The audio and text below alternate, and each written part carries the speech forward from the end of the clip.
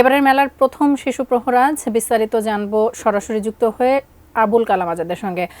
আজাদ, এই সাপ্তাহিক এই ছুটির দিনে এই শিশু প্রহরের জন্য তো আসলে অভিভাবক বাচ্চারা সবাই অপেক্ষা করে। আজকের দিনের ভিড় কেমন দেখছেন এবং কি বিস্তারিত তথ্য আপনার কাছে রয়েছে? অর্থাৎ আজকে এই সপ্তম দিন চলছে বইমেলাটির, যার কারণে আজকে শুক্রবার ছুটির দিন হওয়াতে অফিস আদালত কিংবা নানা ধরনের সরকারি বেসরকারি প্রতিষ্ঠান যেমনি বন্ধ রয়েছে, ঠিক তেমনি শিশুদের শিক্ষা প্রতিষ্ঠানগুলো বন্ধ থাকার কারণে তারা তাদের অভিভাবক বাবা মা তারা তাদের সন্তানদেরকে নিয়ে এই শিশু প্রহরে ছুটে এসছেন। এই বিশেষ কার্যক্রমটিকে ঘিরে বাংলা একাডেমি কর্তৃপক্ষ এরই মধ্যে সকাল 11টা থেকেই তাদের জন্য জুমার নামাজের আগ পর্যন্ত 2 ঘন্টা শিশুদের জন্য বরাদ্দ রেখেছেন। তারা তাদের ঘুরে ফিরে যাতে শিশু প্রহরে এই 2 ঘন্টার মধ্যে তাদের নানা ধরনের বই কিনতে পারেন। এর মধ্যে একবারে এমন শিশুদের জন্য ব্যবস্থা করা হয়েছে, এমন কোনো বই নেই যে ছড়া, গল্প, কবিতা, গান, কমিক, তারপরে শিশুদের পছন্দের ছবি আঁকার বই থেকে শুরু করে বিভিন্ন ধরনের রং বেরঙের বই, তথ্য প্রযুক্তির বইগুলো রয়েছে, যেগুলোর মাধ্যমে তারা তাদেরকে বিকশিত করতে পারে। কালার এক্সপার্ট, জর্জ স্যাপ এবং মাইল্ড অন হ্যান্ডস টেকনোলজি সমৃদ্ধ অরিক্স ক্রিস্টাল ওয়াশ আপনার লন্ড্রি এক্সপার্ট।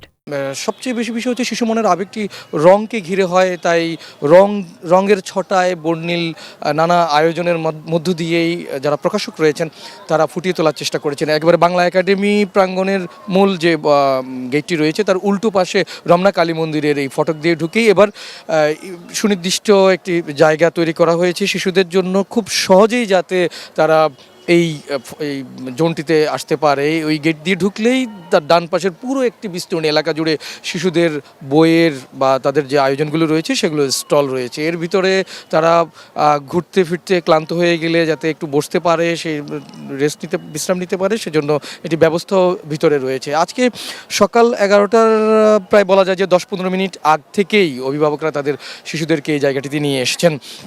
তার আগে আরও একটি বিষয়ে আয়োজন করা হয়েছিল। এই ছুটির দিনে বাংলা একাডেমির মূল প্রাঙ্গণে তাদের জন্য ছবি আঁকার ব্যবস্থা করা হয়েছে। সেই জায়গায় শিশু কিশোরদের মধ্যে 2টি শ্রেণী আমরা দেখতে পেয়েছিলাম। সেখানে ইচ্ছে মতো ছবি আঁকার একটি ক্যাটাগরি ছিল, আরেকটি ক্যাটাগরি ছিল জুলাই গণ অভ্যুত্থান, যেগুলো শিশু কিশোরদের মধ্যে যে জুলাই অভ্যুত্থানকে ঘিরে অথবা তাদের যে ইচ্ছে মতো রং বেরঙের ছবি আঁকতে পারেন সেই ধরনের একটি আয়োজন এরই মধ্যে শেষ হয়ে গেছে।